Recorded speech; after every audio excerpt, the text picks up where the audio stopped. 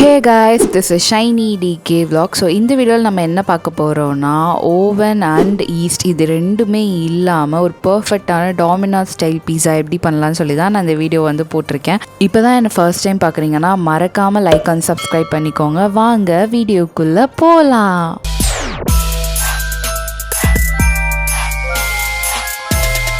ஓவனே இல்லாமல் பர்ஃபெக்டான பேன் பீஸா எப்படி பண்ணலாம்னு சொல்லி பார்க்கலாமா. அதுக்கு வந்து 1 கப் மைதா எடுத்துக்கணும். தென் அதில் வந்து 3 டேபிள் ஸ்பூன் கர்ட் வந்து ஆட் பண்ணிக்கோங்க.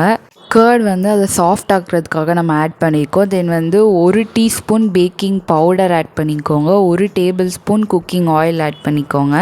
இது எல்லாத்தையுமே ஆட் பண்ணதுக்கப்புறம் அப்புறம் உங்களுக்கு தேவையான சால்ட்டை ஆட் பண்ணிக்கோங்க. நான் அதில் வந்து 1/2 டீஸ்பூன் சால்ட் வந்து ஆட் பண்ணியிருக்கேன். இதில் எல்லாமே நான் கப்பு வச்சு தான் மெஷர்மெண்ட் வந்து சொல்லியிருக்கேன். இது எல்லாமே நீங்கள் நல்லா சப்பாத்தி மாவு பதத்துக்கு பிணைஞ்சிக்கோங்க. உங்களுக்கு தண்ணியை ஆட் பண்ணால் லைட்டாக தண்ணி தெளித்து இந்த மாதிரி நல்லா பிசைஞ்சு எடுத்துக்கோங்க. ரொம்ப லூஸாகவும் இருக்கக்கூடாது, ரொம்ப டைட்டாகவும் இருக்கக்கூடாது. நல்லா பிசைஞ்சதுக்கப்புறம் அதில் ஆயில் அப்ளை பண்ணிட்டு ஒரு துணி போட்டு 1/2 hour ரெஸ்ட் அவுட் விட்டுருங்க. 1/2 hour கழித்து பார்த்தா நல்லா மாவு சாஃப்டாகி வரும். உப்பிலாம் வராது, ஆனால் நல்லா சாஃப்டாகி வரும்.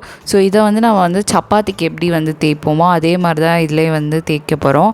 பட் ஆனால் ரொம்ப திக்காகவும் தேய்ச்சிடக்கூடாது. ஏன்னா அது பேன் பீஸா ரொம்ப திக்காக நம்ம தேய்ச்சிட்டோன்னா உள்ளது வேகாமல் போயிடும். ரொம்ப தின்னாகவும் தேய்க்கக்கூடாது. ஓரளவுக்கு நார்மலாக தேய்க்கணும். நானே இந்த வீடியோவிலே காமிச்சிருப்பேன்.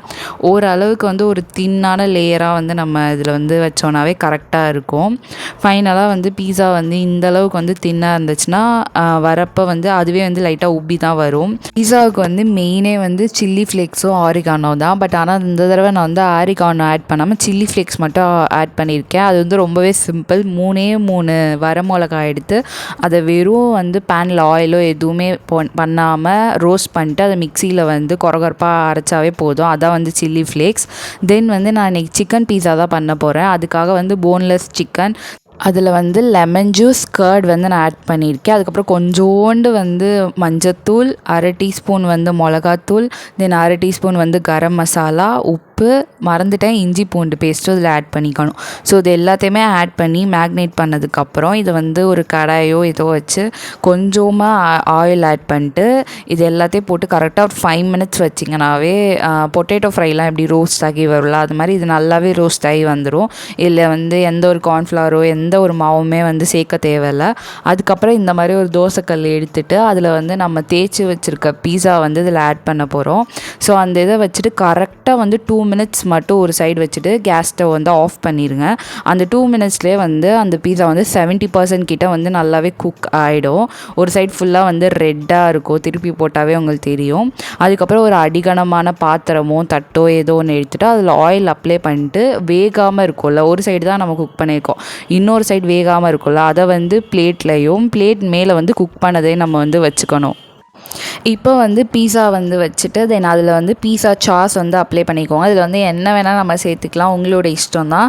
ஸோ இதில் நான் பீஸா சாஸ் அப்ளை பண்ணியிருக்கேன். தென் குடமிளகா, வெங்காயம் இது எல்லாமே அப்ளை பண்ணியிருக்கேன். சிக்கன் ஆட் பண்ணியிருக்கேன். உங்களுக்கு சிக்கன் பிடிக்காதுன்னா இல்லை நீங்கள் இதில் பன்னீர் ஆட் பண்ணிக்கலாம். இல்லைனா பன்னீர் சிக்கன் வெறும் இதெல்லாம் இல்லாமல் வெறும் நீங்கள் வெங்காயம், குடமிளகா இது கூட வச்சு பண்ணலாம்.